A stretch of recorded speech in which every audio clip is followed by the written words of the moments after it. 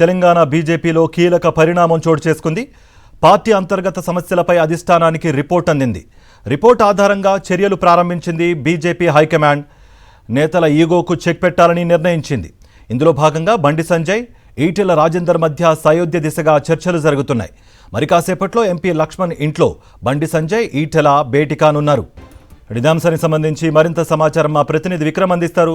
Vikram, party అంతర్గత సమస్యలపై అధిష్టానం ఫోకస్ పెట్టింది, అందులో భాగంగానే ఈ భేటీగా తెలుస్తోంది. అపార్ట్ ఫ్రమ్ దాట్ మీ దగ్గర ఎటువంటి సమాచారం ఉంది?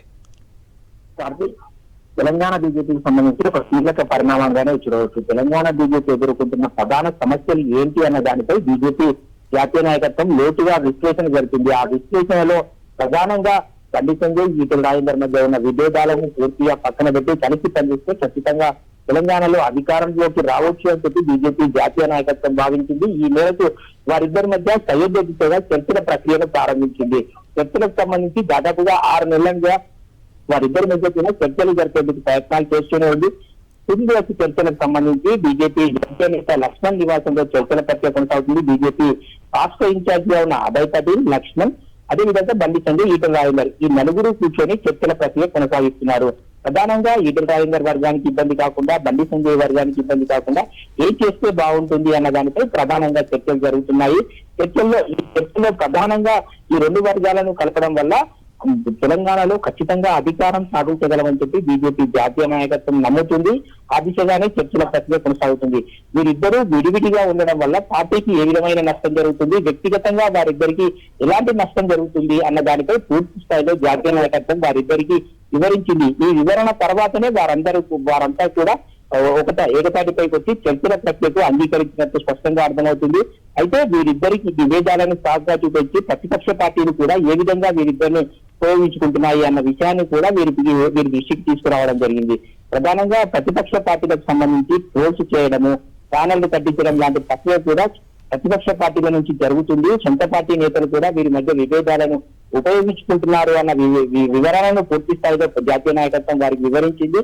ఈ దిశగానే చర్చల ప్రక్రియ కొనసాగుతుంది. ఇద్దరికీ లబ్ధి చేకూర్చే విధంగా, అటు బండి సంజయ్ కానీ ఇటు ఈటెల రాజేందర్ ఇరు వర్గాలకు నష్టం జరగకుండా ఇద్దరికీ లబ్ధి చేకూర్చే విధంగా ఈ చర్చల ప్రక్రియ కొనసాగుతున్నట్టు తెలుస్తుంది. మరి కాసేపట్లోనే చర్చల ప్రక్రియ ముగిసే అవకాశం ఉంటుంది. ఇద్దరు జాతీయ నాయకత్వం ఇద్దరికి సంబంధించి ఏం చేస్తే భవిష్యత్తులో ఎలాంటి భరోసా ఇస్తుంది అన్న దానిపై కూడా అభయ్ పాటిల్ వారిద్దరికి భరోసా ఇచ్చే ప్రయత్నం అయితే చేస్తున్నట్టు స్పష్టంగా అర్థమవుతుంది. పార్టీ విక్రమ్, అంటే ఈ భేటీ తర్వాత గ్యాప్ ఉంది అనేది ఒప్పుకున్నట్లు అవుతుంది అనే ఒక ఫ్రేస్ అనేది తీసుకుని ప్రతిపక్షాలు కూడా టార్గెట్ చేసే అవకాశం ఉంది.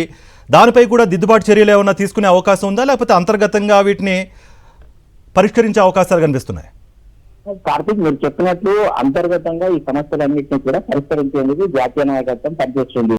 బీజేపీ జాతీయ నాయకత్వం ప్రధానంగా ప్రతిపక్ష పార్టీలను ఎదుర్కోవడానికి, పార్టీని అంతర్గతంగా బలోపేతం చేయడానికి ఏం చేస్తే బాగుంటుందన్న దానిపై సంఘ పరివార క్షేత్రాలతో పాటు పార్టీ జాతీయ నేతలు కూడా అంతర్గత నివేదికలన్నింటినీ కూడా తెప్పించుకొని ఏ సమస్యకు ఏ పరిష్కారం ఉంటుంది, సమస్యకు సంబంధించి ఎలా పరిష్కరించుకోవాలి అన్న దానిపై ఒక పక్కా క్లారిటీతోనే బీజేపీ జాతీయ నాయకత్వం తెలంగాణ మీద ఫోకస్ పెట్టింది. ఆ ఫోకస్ తో భాగంగా పంజాబ్ ఎన్నికల తర్వాత తెలంగాణలో ఎన్నికలు జరగబోతాయి.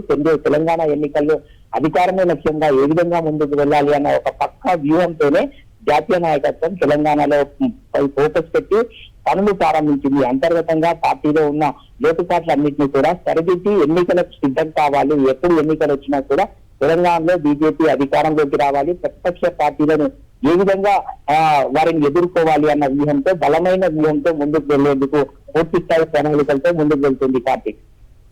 అంటే విక్రమ్, అంటే ఇప్పుడు జరుగుతున్న సిచ్యువేషన్ బట్టి ఈ సయోధ్య కుదిరే అవకాశాలు, ఆ పాసిబిలిటీస్ ఎలా ఉన్నాయి? ఖచ్చితంగా మీరు చెప్పినట్లు ఈటెల రాజేందర్ కు బండి సంజయ్ మధ్య సయోధ్య చర్చలు దాదాపుగా చివరి దశకు చేరుతున్నాయి.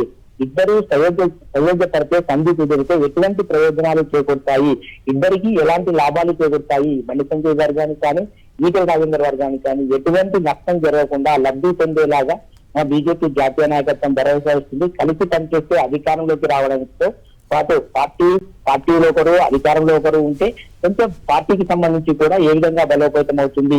ఈ ఇద్దరు విడివిడిగా ఉండడం వల్ల ఇద్దరు అంతర్గత విభేదాల కారణంగా ప్రతిపక్ష పార్టీని ఏ విధంగా లబ్ధి పొందుతున్నాయన్న వివరాలను కూడా వారు ముందుంచినట్టు తెలుస్తుంది. Party Vikram, thank you. మరిన్ని అప్డేట్స్ కోసం ఛానల్ ను సబ్స్క్రైబ్ చేయండి. నోటిఫికేషన్స్ కోసం బెల్ ఐకాన్ పై క్లిక్ చేయండి.